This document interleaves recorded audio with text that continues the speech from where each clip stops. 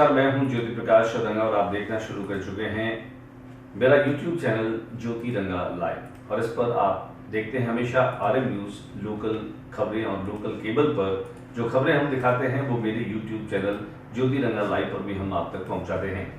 आइए अब डाल लेते हैं एक नजर दिन भर की खास खबरों पर। देश की वित्त मंत्री निर्मला सीतारमण गुरुवार को संसद में वित्तीय वर्ष 2024-25 का अंतरिम बजट पेश किया।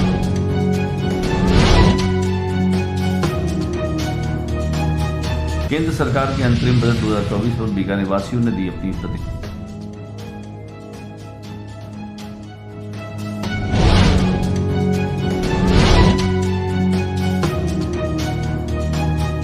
आकाश में सूर्य किरण एरोबेटिक्स टीम के प्लेन ने बनाई विभिन्न आकृतियां। एयर शो में सुखोई Su-30 और तेजस फाइटर प्लेन ने किया रोमांच।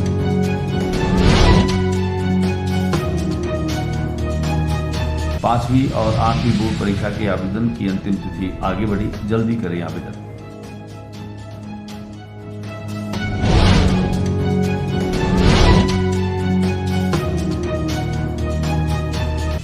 राजकीय उच्च माध्यमिक विद्यालय दक्षिण विस्तार पवनपुरी बीकानेर में गुरुवार को वार्षिक उत्सव का हुआ आयोजन।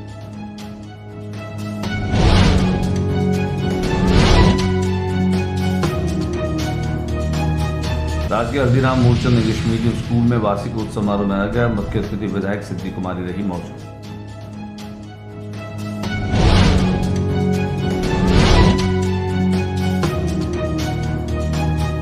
शाही ट्रेन महाराजा एक्सप्रेस 39 पर्यटकों को लेकर पहुंची बीकानेर।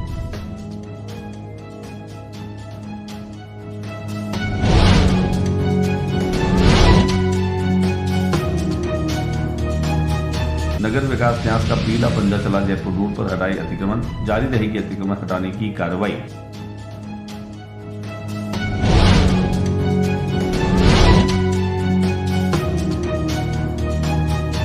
डॉक्टर अनुकृति सूद ने बताया कि स्तन कैंसर में सेल्फ टेस्टिंग जो है वह इस रोग को पकड़ने का है सबसे सरल और सशक्त। बीकानेर के बहुआयामी व्यक्तित्व वसीम से हमारी हुई खास मुलाकात।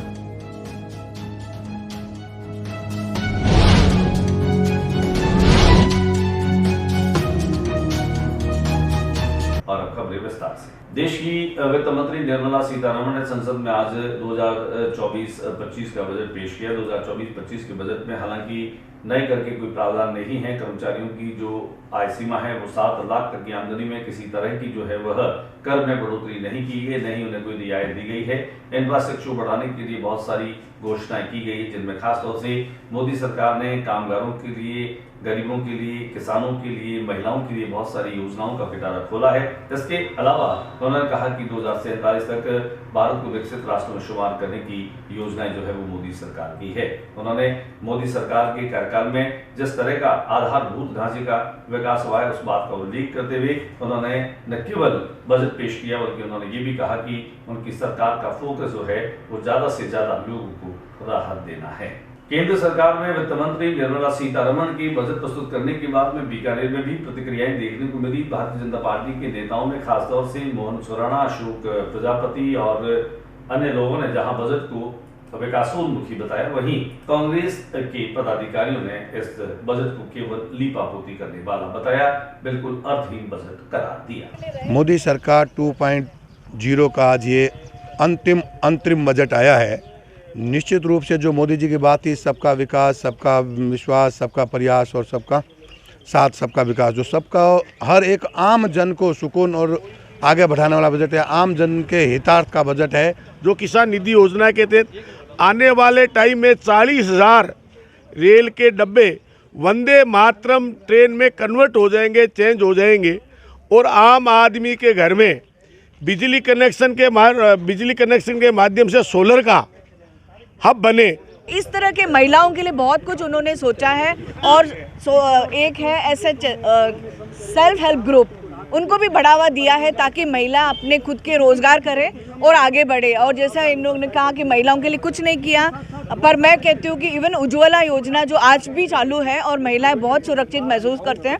देखिए, आज का केंद्र सरकार का जो अंतरिम बजट पेश किया गया है वो पूर्ण रूप से चुनावी बजट है। चुनाव को ध्यान में रखते हुए ये सिर्फ घोषणाएं की गई है। सरकार का जो अंतरिम बजट पेश किया गया है उस बजट को देखते हुए ये एक पूर्ण रूप से चुनावी बजट है और पूर्व की भांति जिस तरीके से भारतीय जनता पार्टी की सरकारें केंद्र में रही हो, चाहे राजस्थान में स्टेट में अभी आई हो, और जिस तरीके का उनका जनता के साथ धोखा करना, घोषणाएं करना लेकिन उसको धरातल पे नहीं उतारना, ये पूर्ण रूप से चुनावी बजट है। आज जो अंतरिम बजट आया है, बजट के अंदर दो महत्वपूर्ण बातें होती है, एक तात्कालिक लाभ और एक होता है दूरगामी लाभ। तात्कालिक लाभ के अंदर महंगाई को कंट्रोल करने के लिए कोई इस बजट के अंदर नजर नहीं आता। बीकानेर के नाल में आज एयर शो का शानदार नजारा देखने को मिला। एयर शो के दरमियान जहां सूर्य किरण एरोबेटिक्स टीम ने प्लेन से अनेक आकृतियां जो हैं वो आसमान में बनाई, वहीं सुखोई SU-30 और तेजस फाइटर प्लेन ने भी रोमांचित किया। वायुसेना की ओर से गुरुवार को एयर शो का आयोजन किया गया था। नाल एयर फोर्स स्टेशन पर हुए एयर शो के दौरान सुखोई SU-30 और तेजस फाइटर प्लेन के आकाश में करतब देखकर लोग रोमांचित उठे। एयर शो के दरमियान सेना के सुखोई SU-30 और तेजस फाइटर प्लेन ने आसमान में अपनी ताकत का भी प्रदर्शन किया। वहीं सूर्य किरण एरोबेटिक्स टीम के प्लेन आसमान में विभिन्न आकृतियां बनाते हुए नजर आए। आसमान प्लेन की कलाबाजियां हैरत अंगेज थी। एयरफोर्स स्टेशन में आम लोगों को भी एयर शो देखने के लिए प्रवेश दिया गया।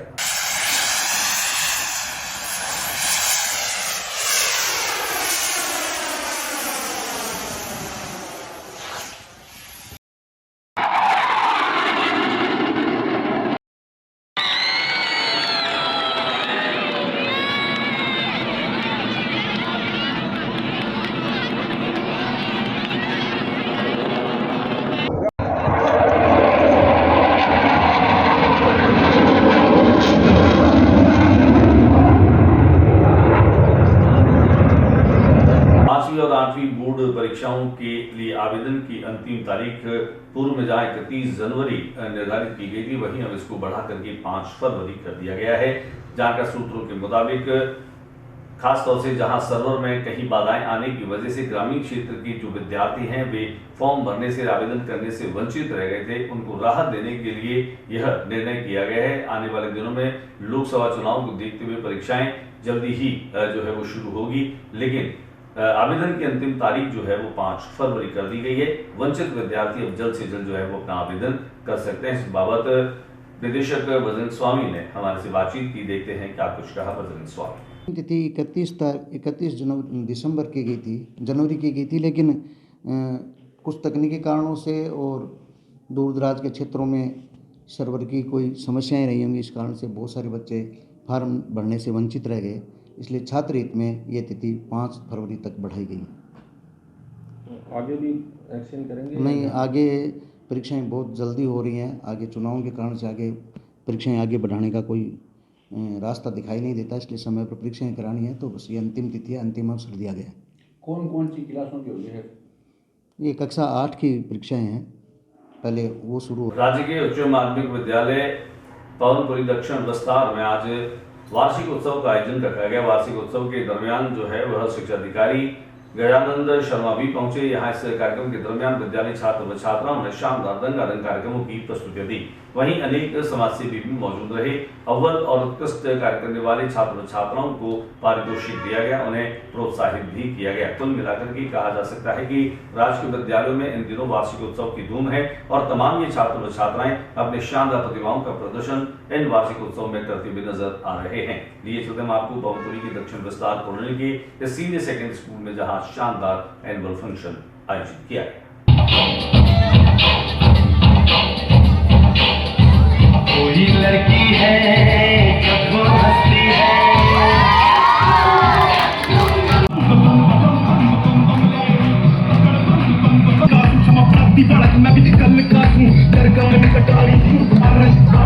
राष्ट्रीय हल्दीराम मोर्चा फंक्शन इंग्लिश मीडियम स्कूल में भी रंगारंग सांस्कृतिक कार्यक्रमों के साथ में एनुअल फंक्शन मनाया गया। इसमें अतिथि के रूप में बीकापुर विधानसभा क्षेत्र से विधायक सिद्धि कुमारी और भारतीय जनता पार्टी के नेता डॉक्टर सत्य प्रकाश आचार्य ने दीप प्रज्वलित कर कार्यक्रम की शुरुआत की। इस मौके पर अतिथियों ने कहा कि स्कूल में शिक्षा के साथ साथ सह शैक्षणिक और खेल कूद जैसी गतिविधियां नियमित रूप से आयोजित होनी चाहिए, जिससे बच्चों का सर्वांगीण विकास हो सके। स्कूल के विकास में योगदान देने वाले भामाशाहों का भी आभार व्यक्त करते हुए कहा कि शिक्षा की बुनियादी व्यवस्था को सुदृढ़ बनाने में भामाशाहों के योगदान को समाज में बहुत सम्मान की दृष्टि से देखा जाता है। भामाशाह आगे भी इस दिशा में अपना योगदान जारी रखेंगे।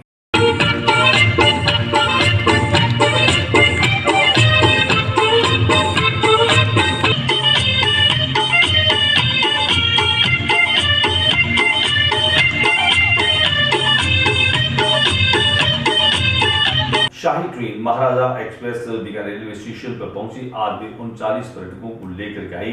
रेलवे स्टेशन पर इन तमाम पर्यटकों का जोरदार तरीके से स्वागत और अभिनंदन किया गया। दिखाते हैं आपको शाही ट्रेन महाराजा के आगमन की कुछ झलकियां और कुछ दृश्य।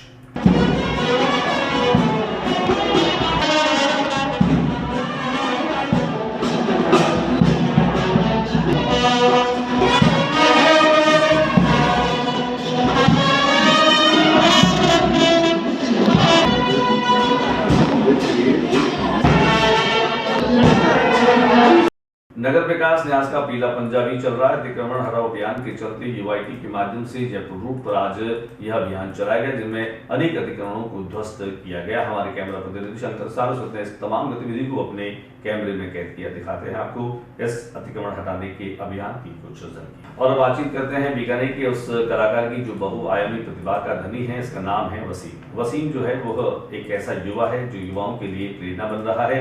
यह न केवल अभिनय में माहिर है बल्कि यह एक शानदार डांसर और कोरियोग्राफर भी है। इसके अलावा यह गीत भी लिख लेता है, तो अपने गीतों को कंपोज करके मैंने गा भी लेता है।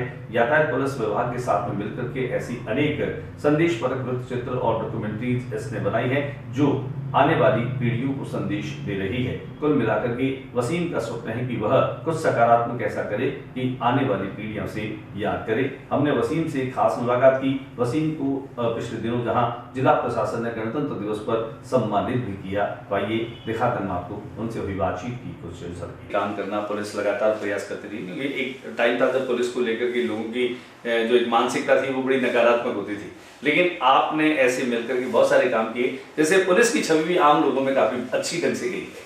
तो क्या वजह रही, क्या ऐसी परिस्थिति रही जिससे आपका पुलिस विभाग के साथ तालमेल बैठ गया? सर, कोरोना के बाद में क्या दैनिक भास्कर हमेशा पुलिस प्राइड अवार्ड रखता है जी, उसमें हमेशा 3 सालों से मेरी स्पेशल गेस्ट परफॉर्मेंस रहती है। अच्छा। और वहीं प्रोग्राम से मुझे TI sir Ramesh ji sir ने मुझे कॉल किया कि एक वीडियो बनाना है ट्रैफिक अवेयरनेस के हिसाब से हेलमेट के ऊपर। तो मुझे लगा कोई डांस का वीडियो बनाना होगा। तो उनसे जब मिला तब मुझे पता चला कि एक शॉर्ट मूवी बनानी है और मुझे क्या लिखने का भी बहुत शौक है, लिखते वक्त। तब सर ने बोला कि आपको शॉर्ट मूवी बनानी है और आपको इस पे काम करना चाहिए। तो मुझे लगा ठीक है, ये तो बहुत ही अच्छा मैसेज है और हम कलाकार लोग हैं तो जनता के लिए अगर ये काम हम करते हैं तो हमारे लिए सौभाग्य की बात।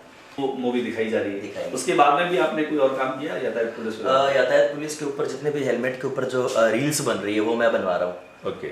और अभी पुलिस प्राइड अवार्ड का जो इवेंट हुआ था रविंद्र रंगमंच में, उसमें मैंने एक परफॉर्म किया था। मतलब एक पुलिस वाले का जीवन बताया था मैंने, कि उसकी जो लाइफ होती है ना, वो हम लोग ऐसा सोचते हैं कि यार ये कहीं ना कहीं खड़े हैं, ये हमारा चालान काटेंगे, पता नहीं यहाँ पे क्यों खड़े हो। नहीं, लेकिन अपन वो चीज़ नहीं देखते कि ये दोपहर को 2 बजे धूप में भी यहाँ पे खड़ा है। वो किस लिए खड़ा है? वो हमारे लिए खड़ा है। हम ये नहीं सोचते, हमेशा हम उनकी नेगेटिविटी को देखते हैं। हमें लगता है कि अपनी कहीं कहीं मजदूरी करने के लिए। तो हमने क्या किया, कि आम आदमी तक वो एक संदेश कैसे जाए कि ये विभाग पब्लिक के लिए है, जनता के लिए।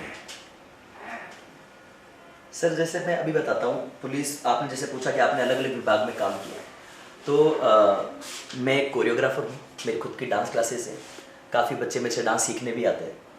तो मुख्य रूप से आप कोरियोग्राफर हैं? कोरियोग्राफर। और कोरियोग्राफी जो है उसके साथ साथ आप स्क्रिप्ट भी लिख लेते हैं? स्क्रिप्ट भी लिख, आप डायलॉग भी लिख लेते हैं? हाँ जी सर। मैं डायरेक्शन भी कर देते हैं? Yes sir. मतलब आप में बहुत सारी चीजें हैं। हाँ। तो इतनी सारी चीजें जो हैं वो अलग अलग जगह, अब आप कईयों के गुरु बन गए।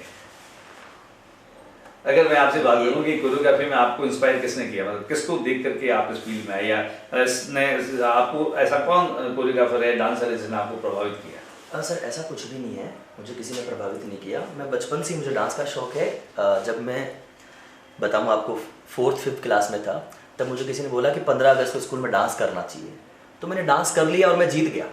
तो उस दिन से स्कूल वालों ने मुझे डांसर नाम से बुलाना स्टार्ट कर दिया। तब मुझे लगा डांस करना चाहिए, शौक था बचपन से ही। मैं 15 आर.के. बिरला हॉस्पिटल में जनरल सर्जन के पद पर काम करने वाली सर्जन डॉक्टर अनुकृति सूद बीकानेर में पहुंची। बीकानेर पहुंचने के साथ ही उन्होंने नारी शक्ति के साथ में मिलकर के महिलाओं में खासतौर से स्तन कैंसर को अपनी सेल्फ टेस्टिंग के जरिए कैसे महसूस किया जा सकता है, उसका कैसे पता लगाया जा सकता है, और ब्रेस्ट कैंसर क्यों होता है, इसके निदान के लिए आज के समय में किस तरह की जो रेमेडी और किस तरह के उपचार की व्यवस्था है, इन तमाम बातों पर उन्होंने विस्तार से चर्चा की। उन्होंने महिलाओं से बातचीत भी की। बातचीत के दौरान उन्होंने कहा कि ब्रेस्ट कैंसर को लेकर के न तो डरने की आवश्यकता है और न ही किसी प्रकार से भय रखने की आवश्यकता है। अनेक बार ऐसा होता है कि महिलाएं और युवतियां जो है वह संकोच और शंकाओं के कारण से अपनी बातें कह नहीं पाती, लिहाजा बीमारी विकराल हो जाती है, भयंकर, और उसके बाद उसका इलाज जो है वो मुश्किल हो जाता है।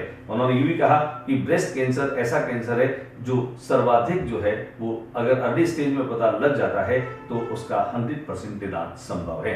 आइए दिखाते हैं क्या कुछ कहा डॉक्टर अनुकृति सूद ने। देखिए, ब्रेस्ट कैंसर जो है महिलाओं में पाया जाने वाला सबसे कॉमन कैंसर है, इसलिए इसके बारे में जानना हर महिला के लिए आवश्यक है। ब्रेस्ट कैंसर को जानने के लिए, उसको पहचानने के लिए सबसे पहले ये जानना ज़रूरी है कि वो दिखता कैसा है, उसके लक्षण क्या है। तो ब्रेस्ट कैंसर के लक्षण जो होते हैं, सबसे कॉमन जो लक्षण है वो होता है ब्रेस्ट में गठान होना, या ब्रेस्ट की स्किन में किसी तरीके का चेंज आना, या ब्रेस्ट की निप्पल से खून या पानी का रिसाव होना। तो ये सारे लक्षण महिला को कैसे जान सकती है कि उसमें हो रहे हैं? ब्रेस्ट के लक्षण जानने के लिए सबसे ज़रूरी है वो है अपने स्तन की स्वयं जांच करना, जिसे हम कहते हैं सेल्फ ब्रेस्ट एग्जामिनेशन। तो अपने स्तन की स्वयं जांच करके जो हर महिला को महीने में एक बार ज़रूर करना चाहिए, इन लक्षण को देखना चाहिए, और इनमें से कोई भी आपको ऐसा लक्षण नज़र आता है तो तुरंत ब्रेस्ट एक्सपर्ट को कॉन्टैक्ट करना चाहिए। ब्रेस्ट कैंसर एक उन अच्छे कैंसर्स में है जिनका ट्रीटमेंट पूरी तरह पॉसिबल है अगर इसको छोटी स्टेज में डिटेक्ट करा जाए। तो ब्रेस्ट कैंसर से ऐसे डरने की ज़रूरत नहीं है। अगर आपके ब्रेस्ट में कोई गठान है तो आपको डरने की ज़रूरत नहीं है। अगर इसको ब्रेस्ट कैंसर को छोटी स्टेज में डिटेक्ट कर दिया जाए तो इसका पूरी तरह इलाज संभव है, इससे पूरी तरह निवारण संभव है, और अब एक नॉर्मल अपनी ज़िंदगी जी सकते हैं। ब्रेस्ट में होने वाली हर गठान जो है क्या वो कैंसर होती है? नहीं, ये धारणा सबसे गलत है कि ब्रेस्ट में कोई भी गठान है या कोई भी परेशानी है वो ब्रेस्ट कैंसर हो सकती है। ब्रेस्ट में ब्रेस्ट कैंसर होता है, उसके अलावा नॉर्मल गठानें भी होती हैं। ब्रेस्ट में इन्फेक्शन भी होता है जिसको हम मेस्टाइटिस कहते हैं। ब्रेस्ट में टीबी भी हो सकता है जिसको हम ट्यूबरकुलर मेस्टाइटिस कहते हैं। इस तरीके की बहुत प्रॉब्लम्स हैं जो ब्रेस्ट में हो सकती हैं। मेस्टेल्जिया भी होता है, नॉर्मल ब्रेस्ट पेन जिसे हम कहते हैं। तो हर प्रॉब्लम ब्रेस्ट की ब्रेस्ट कैंसर नहीं होता है, इसलिए इससे घबराने की ज़रूरत नहीं है। इस बीमारी से बचने का सबसे इम्पॉर्टेंट तरीका है जागरूकता, यानी कि आपको अपने ब्रेस्ट के लिए, ब्रेस्ट कैंसर के लिए जागरूक होना ज़रूरी है। ब्रेस्ट अवेयरनेस प्रोग्राम्स जो किए जाते हैं, जैसे कि अभी C.K. बिरला हॉस्पिटल ने ऑर्गेनाइज किया, उससे ही हम महिलाओं को ब्रेस्ट के कैंसर के लक्षणों के बारे में जानते हैं, ताकि वो जागरूक हों कि ब्रेस्ट कैंसर दिखता कैसे है। सबसे पहला और सबसे ज़रूरी चीज़ है जागरूकता ब्रेस्ट कैंसर के बारे में। ब्रेस्ट कैंसर को जाने और उससे घबराए नहीं, उसका ट्रीटमेंट पूरी तरह पॉसिबल। बिल्कुल बिल्कुल इसको चलाना चाहिए। छोटी उम्र की महिलाएं, बड़ी उम्र की महिलाएं, हर तरह की महिलाओं को इन ब्रेस्ट कैंसर के बारे में जागरूकता होनी चाहिए, इनके लक्षण के बारे में पता होना चाहिए।